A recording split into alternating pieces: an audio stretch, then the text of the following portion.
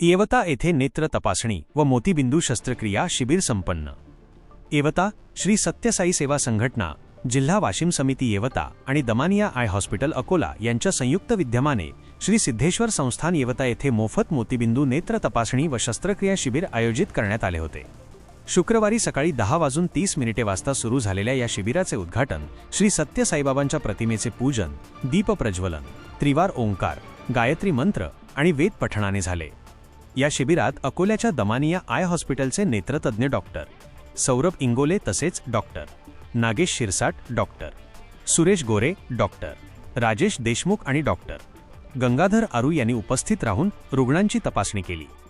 शिबिरासाठी गजानन ढोले, अजय देशमुख, पवन साळवे आणि सुनील सरोदे यांचेही सहकार्य लाभले। शिबिरामध्ये येवता परिसरातील 230 रुग्णांची तपासणी करण्यात आली।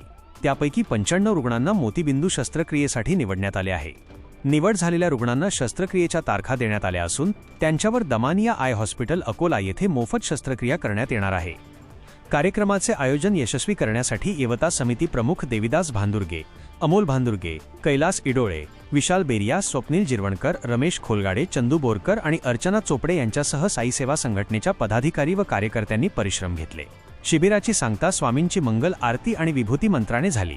वाशिम जिल्हा प्रतिनिधी जावेद धन्नू भावानीवाले।